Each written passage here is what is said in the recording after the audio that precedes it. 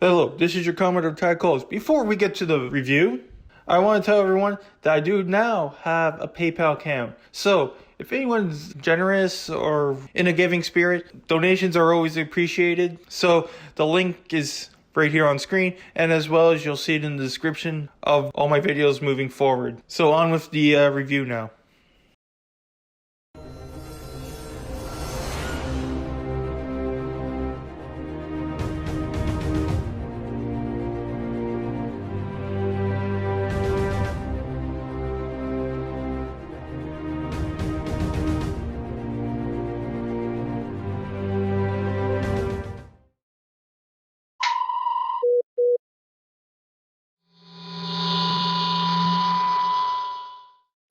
Hello, this is your Commodore Ty Coles with a Star Trek Picard review. This was Season 1, Episode 3, The End is the Beginning. So we start off the episode with a flashback to 14 years previous to the start of Picard. And we're at Starfleet headquarters. It looks very interesting, and the shuttle pods look nice, they look advanced, something that you would see in the late 24th century. And then you have Admiral Picard, and he's coming out to meet Raffi, who I guess is his second in command or his trusted advisor. It's like his XO. This is when they canceled the evacuation of Romulus. And he fought tooth and nail, and he even laid it all out. By using reserve duty officers and mothball ships, we could maintain the evacuation, though. he gave his Hail Mary. If you stop this, I quit. I said that either they accept the revised evacuation plan or my resignation.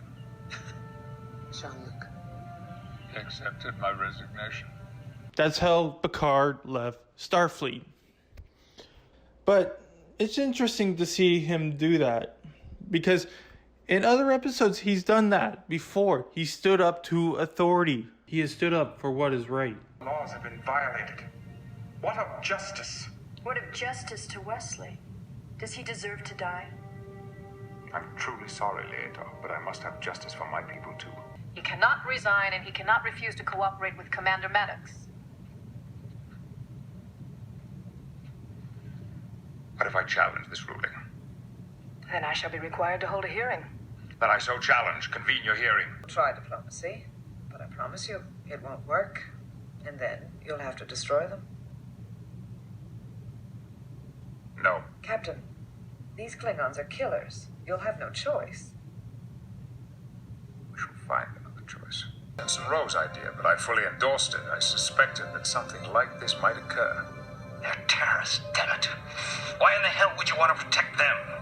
Admiral, I am more concerned with protecting the honor and integrity of Starfleet. We must attack! I do not fire on defenseless people. Mr. Worf, open a channel to the list. No one is more aware of the danger than I am.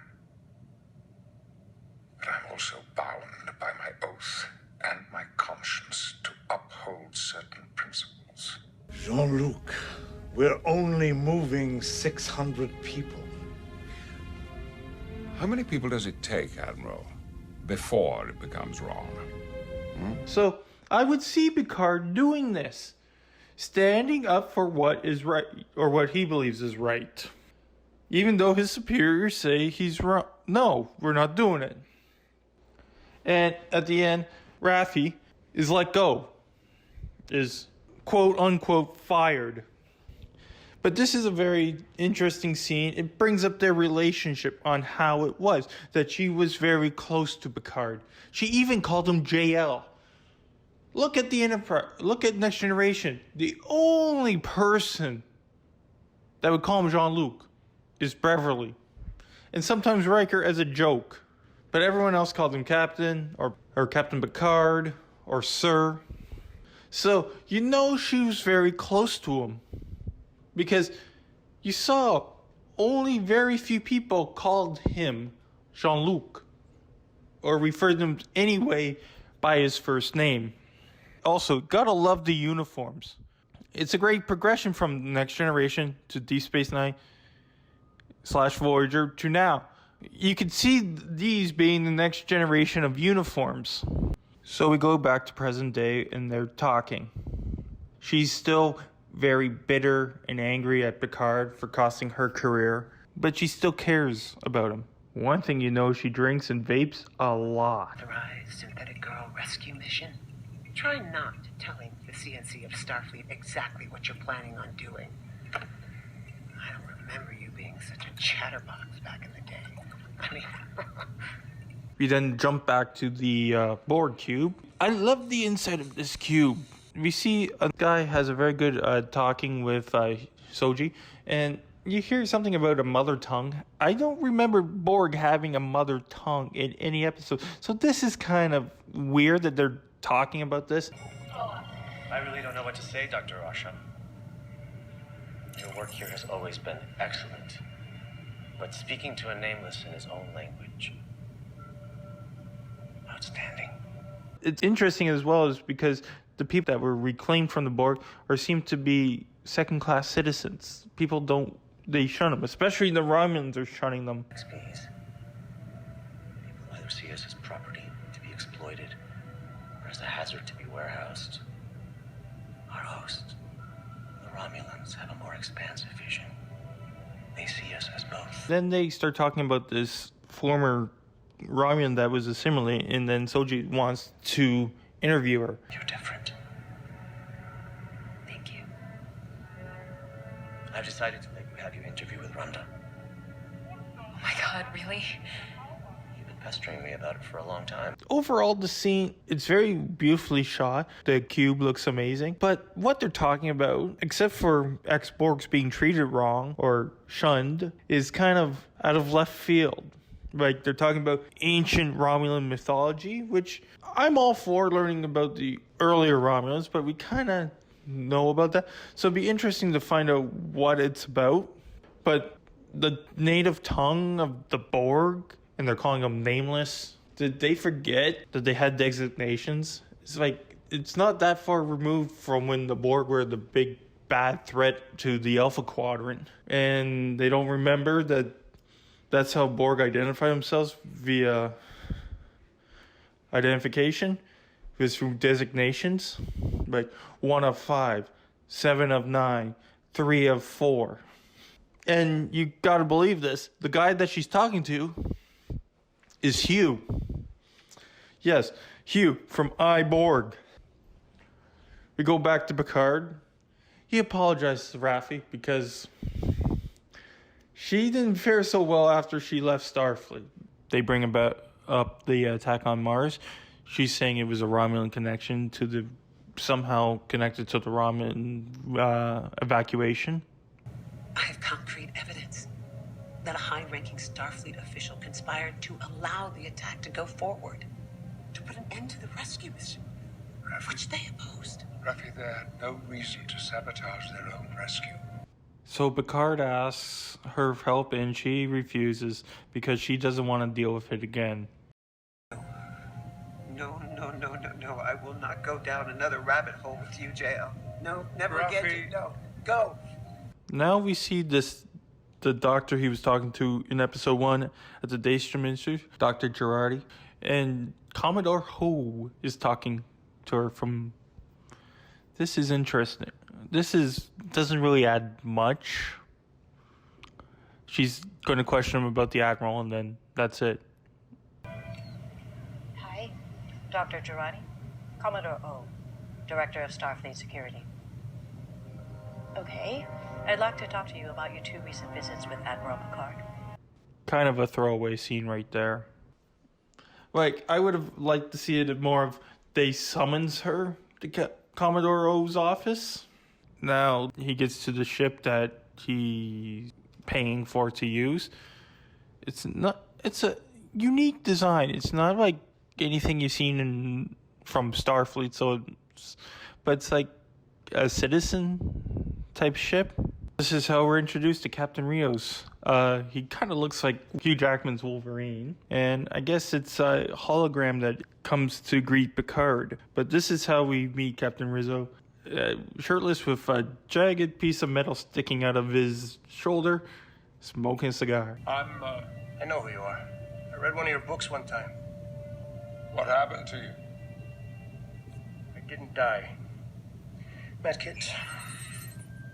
So Picard's talking to him, saying he needs a pilot, and you find out he was a former XO for a starship that, some reason, Starfleet wiped from history. You were the XO of a heavy cruiser. Even Majid. I've never heard of it because it doesn't exist. Starfleet erased it from the records. Huh. That might be the second time Starfleet swiped a ship away from history. What was the first one, I'm wondering? So, he's talking, and Picard said something interesting, that even though he might be disenfranchised with Starfleet, he still, like, his starship, that the shuttle he's running, still feels like a Starfleet vessel. Everything has its place, it's nice and clean, it's organized, da-da-da-da-da-da. I don't know what happened to you, Rios, or to the Ibn Majid, but 5 minutes on this ship and I know precisely what I'm looking at. You are Starfleet. Picard is in his chateau. He's talking to his female Romulan helper, and he's realizing that it's a nice little scene. Doesn't move it much, the plot forward much, but it's a nice little touching scene. Shows the inside of Picard, and he admits that he never really felt like he belonged. I tried my best to belong to this place, but I don't think I ever truly felt at home here. I don't think he's talking about being at the chateau. I'm saying being on Earth. He's meant to be in the stars, exploring. So Hugh and Soji are now going to talk to the Romulan, and you see all these people in this room, all formerly assimilated Romulans, I'm guessing. They're all freaking out. They're all like, they lost their mind. It's interesting that some can easily come out fine, like 7 and 9 and Hugh, and others are struggling to reclaim their humanity.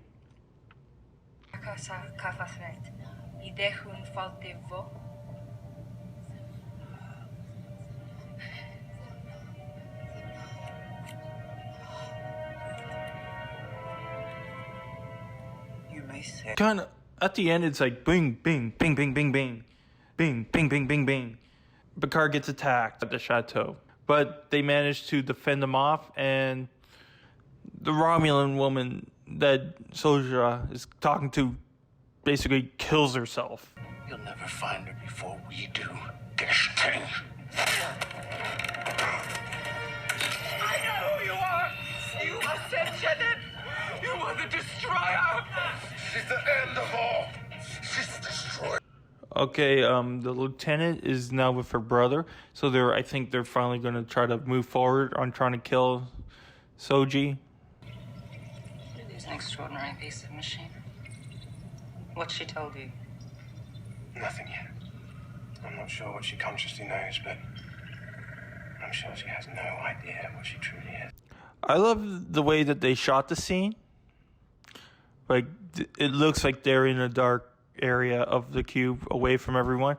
It's very well done. And she kind of scolds them for falling in love with her. Good luck, brother. See that you don't fall in love. And nearing the end of this episode, you see that Dr. Girardi, you got Rizzo, the captain, and Raffi decides to join in last minute. She kind of bitches at Picard for allowing the doctor to come up without a basic security screen, but hey, Picard says Dr. Girardi is one of the best. You're just gonna let Agnes here hitch a ride on your top secret mission? Dr. Girardi is the Earth's leading expert on synthetic life.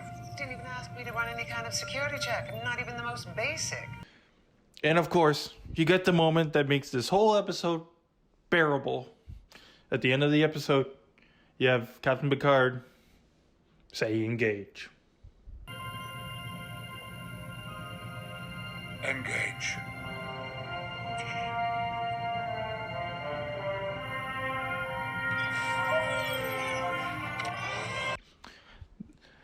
overall, this episode, it has some great points and some shitty points.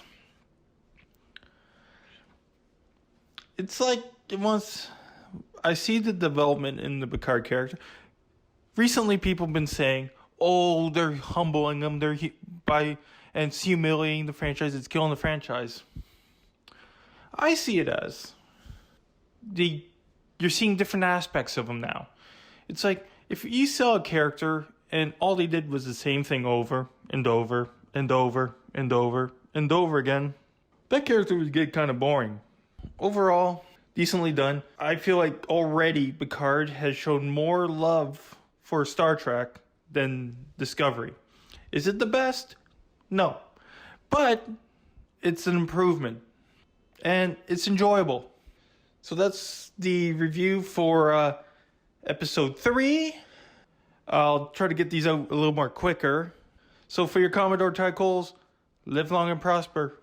Hailing frequencies closed.